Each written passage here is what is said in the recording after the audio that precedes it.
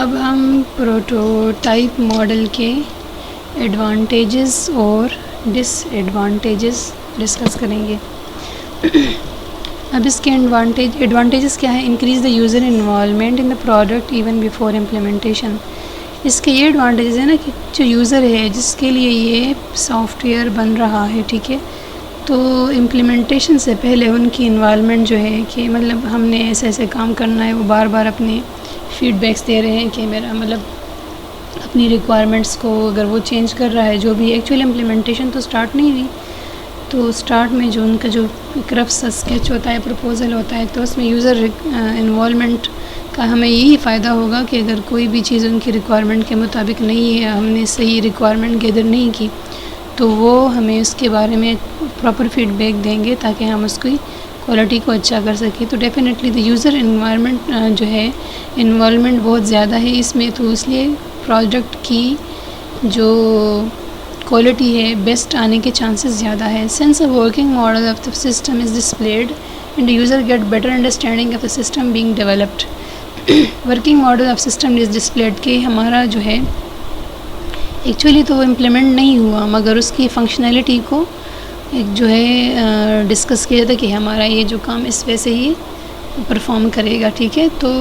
Better understanding of the user کہ user اس کو اچھے طریقے سے انڈرسٹینڈ کر لے گا کہ ہمارا جو کام کس وجہ سے امپلیمنٹ ہو رہا ہے، ٹھیک ہے، اور ہم اس کو کس طرح یوز کریں گے۔ Reduce time and cost as the defects can be detected much earlier. تو ٹائم اور کاسٹ بھی ہمارا اس وجہ سے کم ہوگا کہ ایکچوئل امپلیمنٹیشن سے پہلے ہماری جو ڈیفیکٹس ہیں، جس میں پرابلمز ہے، جو بھی ہے، ہم اس کو ایکچوئل امپلیمنٹیشن سے پہلے ہی ختم کر لیں گے تاکہ جب ہم ایکچوئل امپلیمنٹیشن میں انٹر ہوں گے تو وہ چیزیں ساری جو ہے ختم ہو چکی ہوں گی۔ Quicker user feedback is available leading to better solution. Definitely اگر user feedback quick response ہے، مطلب ان کا جو ہے یوزر کو جو بھی ان کا جو پروپوزل پریزنٹ ہو رہا ہے کہ وہ اس کے بارے میں اپنا فیڈ بیک پراپرلی دیں، تو ہمارا جو ہے سسٹم، جو بھی پروڈکٹ بنے گا، جو سافٹ ویئر بنے گا، اس کے مطلب وہ اچھے طریقے سے اچھی کوالٹی کا ہمارے پاس بن کے آ جائے گا۔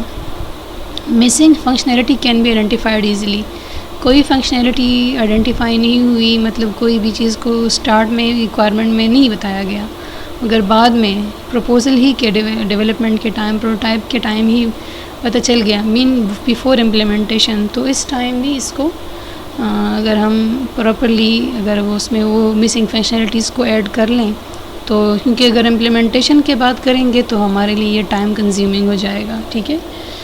کنفیوزنگ اور difficult functions can be identified, ٹھیک ہے۔ اگر کوئی بھی ایسا فنکشن ہے جس میں کوئی پرابلم ارائز ہو رہی ہے تو وہ بھی بیفور امپلیمنٹیشن ہمارے سامنے آ جائے گا، اور اس کی جو ہے اس کو ہم ایزیلی انڈرسٹینڈ ہونے میں آسانی ہوگی۔ ڈس ایڈوانٹیجز ہے risks of insufficient requirement analysis owing to too much dependency on prototype. اگر انسفیشینٹ ریکوائرمنٹ ہے، انسفیشینٹ ریکوائرمنٹ انالیسز مین ریکوائرمنٹ انالیسز مسٹ ہے، اگر اچھے ویسے ریکوائرمنٹ کی انالیسز نہیں ہوگی، کیونکہ اس میں تو سارا کام پروٹوٹائپ پہ ڈپینڈ ہے نا۔ اگر پروٹوٹائپ صحیح طریقے سے بنا ہے، پروپوزل صحیح ویسے مطلب اس کے پہلے سے جو ہے سمرائزڈ فارم صحیح ویسے بنا ہے تو ہمارا کام صحیح ہوگا، but it need a good analysis, ٹھیک ہے۔ ریکوائرمنٹ انالیسز اس کی بیسٹ ہونی چاہیے۔ اگر اس سٹیج پہ ریکوائرمنٹ انالیسز اچھی نہیں ہوگی، انسفیشینٹ ہوگی، تو ہمارے لیے بہت سے رسکس آ سکتے، جو بہت سے پرابلمز ارائز ہو سکتی ہیں، رسکی ہو سکتا ہے۔ User may get confused in the prototype and actual system. Definitely ایک چیز بن کے نہیں آئی نا، ٹھیک ہے، تو تھوڑا بہت اس میں کنفیوژن کچھ سینس میں ہوگا، ٹھیک ہے،